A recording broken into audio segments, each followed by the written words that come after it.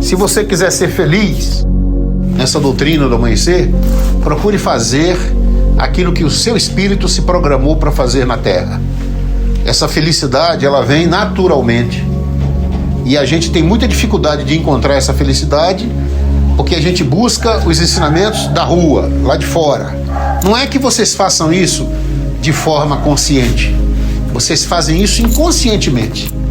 É um batalhão de informações que chegam pra gente via, antigamente, jornal, rádio, hoje, internet, televisão, né? A gente conhece a vida de artistas do mundo inteiro sem a gente nunca ter visto eles. A gente coloca moda, compra roupas, corta cabelo, faz dieta, sempre baseado no que a indústria lá de fora empurra para dentro da gente. E naturalmente, há anos, nós nos impressionamos com isso. Os ensinamentos crísticos, em cima dessa informação que eu estou passando para vocês, eles vêm desde a época do Cristo. O Cristo, quando chegou na Terra, encontrou filósofos, fariseus, estudiosos da lei, inteligentes, pessoas formadoras de opinião, gente com cátedra e muitos livros de leitura, e ele foi atrás dos pescadores, dos carpinteiros, dos semi-analfabetos, João, o evangelista que não sabia escrever, né? Ele não segregou, porque também ele recebeu no meio dele Lucas, que era médico, mas os outros não sabiam escrever. E não foi diferente agora, quando tia Neiva trouxe essa doutrina. Era preciso pegar alguém com a mente limpa, sem sujeira, sem preconceitos. Então pegaram uma senhora de 1,58 m, nordestina, semi-analfabeta, ela mal sabia assinar o nome, estudo nenhum, terceira série do 1º grau, e implantaram através desta senhora esta doutrina maravilhosa que todos nós servimos. Doutrina da verdade, doutrina de Jesus. E nossa mãe está aqui hoje, porque existem os templos enormes, grandes, suntuosos, que têm a sua força iniciática e faz o seu trabalho, e existem pontos de força, pronto-socorro, que também usa a verdade como centro, né? A verdade como lastro, para que você possa trazer a força do céu. Não é da terra esses poderes. Se assim fosse, nós estaríamos lutando para saber quem é melhor, quem fala mais bonito, quem é mais inteligente. Cada um que está aqui tem o seu poder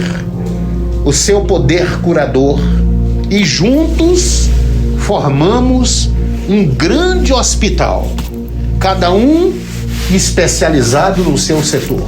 Então nós temos aqui comandantes que precisa do comandante para puxar a força, mas o comandante não tem o poder de iniciar uma força, então ele precisa de um Iurici, que precisa da força de uma samaritana para consagrar um vinho, que precisa da força de um Devas para consagrar um presidente, que precisa de um homem que se diga: eu estou apto a ser um adjunto de povo para trazer a força, a luz para aquela casa.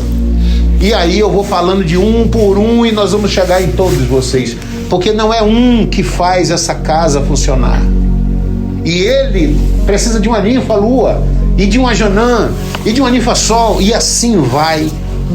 Então, meus irmãos, se vocês começarem a ver essa doutrina com os olhos do coração, a verdade vai vir e vai cair no seu colo. Porque a doutrina do amanhecer não tem lavagem cerebral, não tem... A gente não impõe nada a quem chega aqui, Júnior. Se chegar um paciente aqui, passar por esses tronos, e ele sair mais feliz, mais sorridente, confiando mais nele, ele não precisa nunca mais voltar aqui. Você cumpriu o seu papel. Então entendam, este é o Vale do Amanhecer. Não cobra nada, não pode envolver dinheiro, é doação. Tudo é doação. E não pode ser doação dos pacientes, a não ser que seja a sua mãe fazendo uma bela vela. Aí a gente aceita. Aí a gente aceita. Mas caso contrário, meus irmãos, é unificar, é dar as mãos. O mestre que diz, quem está no comando hoje? José. Eu não vou porque eu não gosto do José. Não tem como, essa doutrina é a doutrina do perdão. Se você não consegue perdoar, como é que você vai ali falar de perdão para aqueles que vão chegar? Então é preciso que a gente comece a ser severo com a gente mesmo, apontar a espada para o nosso próprio peito, praticar o evangelho que Jesus nos ensinou. Por isso que nós não amamos Jesus preso na cruz. Por isso que nós não temos a imagem de Jesus aqui sangrando, com uma coroa de espinhos sangrando. Não criticamos onde tem. Vejam bem, eu não estou falando mal de nenhuma religião, de nenhuma igreja. Não falamos assim.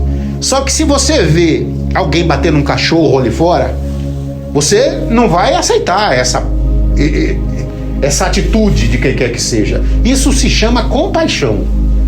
E quando você vê a imagem de Jesus sangrando, o sentimento que você tem é o mesmo. É o mesmo sentimento que você teria se visse alguém batendo num cachorro ali fora. Isso se chama compaixão. Nós não temos isso aqui. Nós trabalhamos o evangelho do Cristo, redivivo. Mestre, explique melhor isso para mim. Nós não lemos, nós temos aqui o Novo Testamento, que eventualmente a gente lê, porque tem alguém pela primeira vez, nossa, eles leem o Testamento, que legal, então é de Deus, aí entra. Mas nós não estudamos isso aqui. Nosso evangelho é este aqui. Este é o nosso evangelho. Evangelho redivivo de nosso Senhor Jesus Cristo é a gente tentar praticar tudo que o Cristo nos ensinou. Ele nos ensinou a perdoar, então se você não perdoa, você não pratica o evangelho do Cristo. Você chega no horário, comanda bonito, tem voz bonita, sabe de cor sua emissão, mas não perdoa, mestre. Então você não pratica o evangelho do Cristo. Evangelho redivivo. É isso que significa. Esse é o nosso evangelho. Esse colete é o nosso evangelho. Quando você põe suas armas e vai para o templo, não importa se está frio, se está chovendo, se você está cansado. Eu não vou hoje porque eu estou cansado. Eu não vou hoje porque eu não tenho dinheiro. Aí entra a humildade, pede carona. Esgote todas as possibilidades para chegar na casa do seu pai e ser um soldado deste exército que pratica cura desobsessiva. Mestre, o senhor explicou o evangelho redivivo, agora explique cura desobsessiva, cura do espírito. Mas eu estou aqui para me curar do câncer, porque eu não quero morrer. Mas você vai morrer. Se curar do câncer e não morrer do câncer, vai morrer atropelado, dormindo, de infarto, de velhice. Então não existe a cura física. Existe sim preparar-se para morrer, preparar-se para a morte, que é coisa que a gente não faz. Se eu pedir para levantar a mão quem se prepara para a morte, levante a mão quem se prepara para a morte. Ninguém levantou a mão. E a tia Neiva nos ensinava a todo instante: precisamos nos preparar para a vida e também nos preparar para a morte. Por quê? Porque nós vamos desencarnar um dia. Não importa se você vai viver 80, 90, 100... Robertinho, que maravilha você. Se você vai viver 100 anos, 120, 130, mas a sua hora vai chegar. Então nós não somos deste planeta. Nós estamos aqui de passagem. Nós somos seres de outro lugar. E nos preparar para a morte é preparar a nossa mala para o retorno para a nossa casa. Que possamos fazer isso com honra, com a cabeça erguida. Essa doutrina também não é a doutrina do medo. Se você não vier, você vai morrer. Você vai morrer de qualquer maneira. Então, não é a doutrina do medo, é a doutrina da consciência. Aí sim, se conscientizar do que estamos fazendo aqui. Não somos desse planeta. Cada um de nós tem um livro preso na sua frente. Só você tem acesso a esse livro. Aprenda. Uma das razões da abertura de uma casa é ensinar você a ler o seu livro. Não é ler meu livro, não. Meu livro eu leio. é para você ler o seu. E na hora que você começar a ler, você vai entender o principal motivo da sua existência, dos seus filhos, dos seus vizinhos, do seu chefe. Você vai entender por que aquela pessoa te persegue sem motivo aparente. E ao entender isso, você vai melhorar a sua relação. Você vai começar a usar a sua inteligência para se relacionar melhor e usar o amor como o maior motivo de resolver problemas. Ninguém resiste à força do amor. A força do amor, ela é incontestável. Mas se alguém te brigar com você e você retrucar na mesma moeda, é como jogar gasolina tentando apagar um incêndio. Você só vai aumentar o fogo. Agora, deixa alguém te atacar e você devolver com a outra face. Qual é a outra face do ataque? O amor. A pessoa vai dizer, uau, covarde. Tá tudo certo. Tá tudo certo. É que nós não fomos preparados para isso. Nossa herança de espartanos não nos deixa ser chamados de covarde. A gente quer reagir.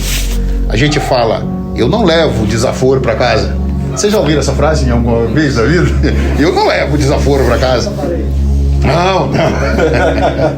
Então você, em vez disso, você diz, por que ele está fazendo isso comigo? Nossa, eu vou emanar uma energia de amor, mas tem que ser verdadeiro. Não é da boca para fora. E você quebra tudo. É um poder imenso. A nossa mãe, eu estou falando dessa senhora. Esta senhora que eu estou falando, de 1,58 m, nordestina, semi-analfabeta, foi ela que trouxe tudo isso que os olhos podem enxergar. Uma imagem de uma entidade dessa é um ponto de força, só para você fazer uma prece. Se você acredita que o Pai Cida Branca está ali, então você não acredita que o Pai Cida Branca está aqui, está lá, acolá, na minha casa, no meu trabalho, dentro de mim. Ali é só um ponto de força. Nós não somos adoradores de imagens. Nós temos pontos de força. Onde está Jesus? Eu quero fazer uma prece de Jesus. Faça aí onde você estiver. Jesus está aí com você. Não, eu tenho que ir lá no templo, na imagem de Jesus, na Tia Negra. Gente, não existe simetria no mundo espiritual. Você entende, meu filho, simetria? Não, como é o seu nome? Ele é o Arthur. O outro é o Davi. Simetria, daqui até aí tem 4 metros. No mundo espiritual não tem simetria. Daqui até aí, aqui é o Brasil, aí é a Europa, é o Japão. O mundo espiritual não tem simetria com relógio. Salve Deus, Jimmy! Aí faz assim na aura da pessoa, já vê 2 encarnações para trás. Já vê o que a pessoa fez em 1800, na Era dos 8, Brasil colônia. Como isso é possível? O mundo espiritual não tem simetria. É igual sonho. Vocês já sonharam que abre a porta, sai, está em outro planeta, em outra cidade, em outro estado? Como pode isso? Mundo espiritual. Quem estuda, muito estudioso, já ouviu falar no buraco negro? Viagem interestelar, já assistiu o filme Interestelar? Você passa pelo buraco negro, senão você não tem condições de chegar numa estrela. São 1000 anos-luz, não tem como chegar a 1000 anos-luz, não tem como. 2 horas de nosso relógio são 20 anos numa estrela. E eu sei que está complicando, deixa eu voltar então para a simplicidade. Mundo espiritual não tem simetria. Então a gente não acredita em Jesus, em Deus, por quê? Como pode? Deus está aqui e está lá. Porque sua mente é simétrica, sua mente é científica. Deus não tem simetria. Deus é onipotente e onipresente. É a esta doutrina que nós servimos. Doutrina da verdade, onde cada um tem que buscar a sua verdade, respeitando a do outro. Aí você não começa a não ter conflito. Tá bom? Um dia vai chegar que nós vamos fazer grandes curas sem precisar de rituais. Um dia vai chegar, mas precisamos amar mais aos outros. Você dá um tapa hoje num cachorro, depois você chama ele, e o que é que ele faz? Ele vem, ele já esqueceu o tapa. A primeira ele morde. Não, só se for o seu cachorro, o meu não. O meu vem. O meu é o leão, o leão já vem. Não, o leão já morde primeiro, depois não. A gente não consegue ser assim. Podemos aprender com os cães. É difícil. Nós somos vingativos, ardilosos. Nós armamos, tramamos, maquinamos. Não aqui dentro. Se você olhar para o teto, você vai ver telhas usadas que foram colocadas. Se você olhar com os olhos do coração, você vai ver a presença luminosa dos grandes iniciados aqui hoje. Eu convido vocês a abrirem os olhos do coração. Se você sentir o seu mentor do seu lado, você vai entender a magia que vai acontecer aqui hoje. Salve Deus. Salve Deus. Boa sorte a todos. Devas, estamos no jeito? Vamos imantrar? Aí você leva ele? Primeiro, assim, vamos levar. Não, já tem que levar ele, fazer a corte. A corte já está pronta? Já está pronta. Boa sorte. Você quer falar alguma coisa, Júnior? Depois você fala.